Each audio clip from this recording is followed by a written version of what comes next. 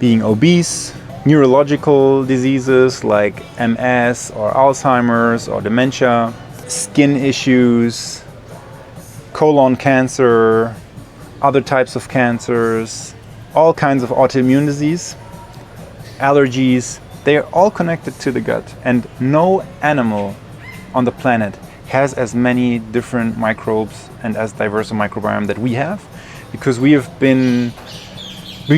had different diets over the course of evolution, right? We've been only carnivores, only what's the other word when you're eating vegan? Vegan, plantivores? No. No. Sorry guys, I forgot the word. I don't know it in herbivores. Herbivores, exactly. Yeah. We've been herbivores for a long time, and also we have been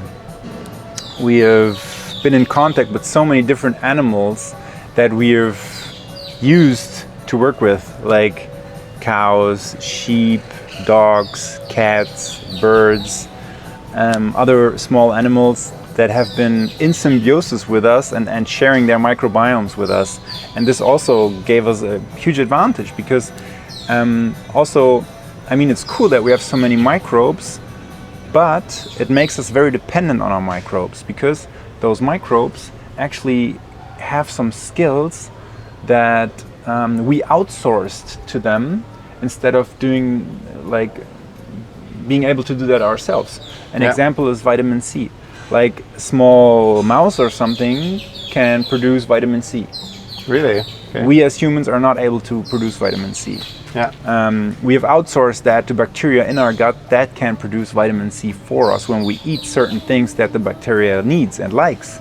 So when we stop eating this food, we don't have enough vitamin C to cope with infections or other things like inflammation in our body, right? And it's pretty interesting because when a mouse, for example, I don't know with the mouse, but I know with another animal where I don't know the English name, when they usually per day they produce like 3 micrograms of vitamin C on an average basis as a standard. But when they get sick, they produce like 1,000 milligrams of vitamin C or 2,000 milligrams. Oh, so wow.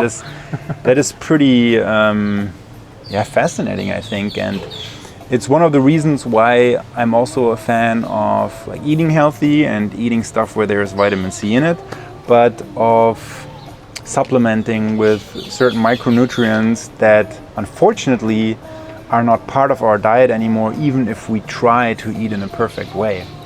And this is also because of the way we have treated the soil through the evolution of mankind. Like we've put pesticides and herbicides on that. We have used the earth over and over and over and over again without feeding it the right stuff, like the right nutrients for the soil, to produce those important micronutrients for us. Like there are even studies where you can see where the amount of some minerals like calcium, magnesium, and I think zinc went down like 80% or something within the last 50 or 100 years. Crazy. In American soils, but it's pretty similar in Europe and other countries at the moment. So, and a way to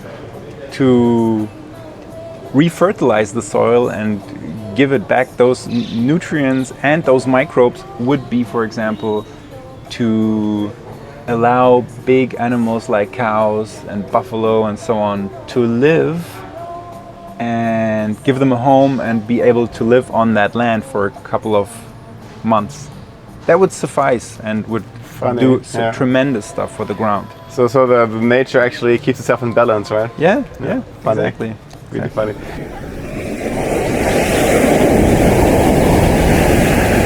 So you have your company Ferment, and you make kombucha and all kind of other cool stuff. And you also have a company called Victi Labs, or your brand of your company, right? That now is making supplements. Yeah. Anything you want to tell about the supplements you make?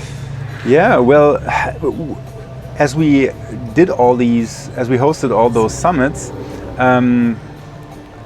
micronutrients and food and stuff were always part of the topics that were discussed there. And some micronutrients are specifically suited for therapies for certain diseases, right?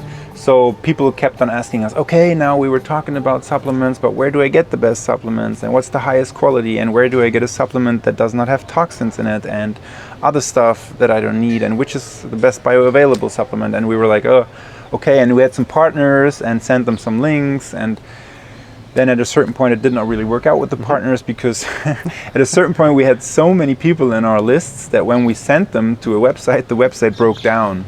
Or they were sold out within half an hour, and the other people that did not get to buy anything were like, what the fuck is this? I did not even was able to get anything. This is all bullshit, right? Or the affiliate links did not work, which annoyed us because we missed out on revenue.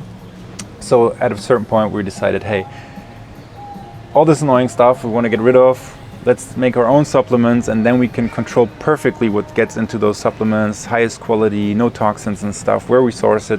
So that's when we started Victi Labs, and it's also going pretty well. And fortunately, it helps a lot of people that learn through those summits how to implement that. And I take that stuff every day as well. I'm the paleo guy. I tried to live and not take that kind of stuff, pills and stuff. I thought, man, if I just eat healthy enough and live a healthy life, everything will work out. But every time I tested my lab results, I was in deficits in some points, and I already acquired chronic diseases over the course of my life and had chronic infections and got tons of toxins in my body.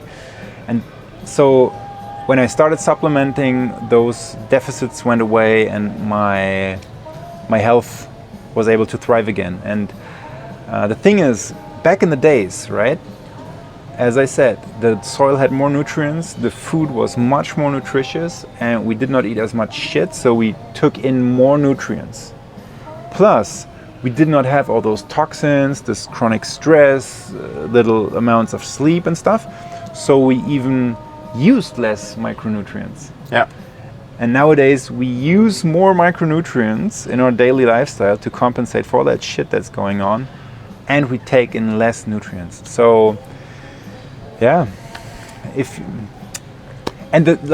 when you see those ranges of, okay, your micronutrients should be from here to there, and if they're too low, that's not good. Remember that those micronutrient ranges that they have there have been taken from an already sick population a couple of decades ago that already was micronutrient deficient. Yeah. Right? So those ranges actually have to be much changed in a way that you have to be filled up even more than it says on those sheets you get from your doctor. Interesting. Wow, interesting. So what are your favorite supplements that you take every day? Okay, every day I take a little bit of zinc.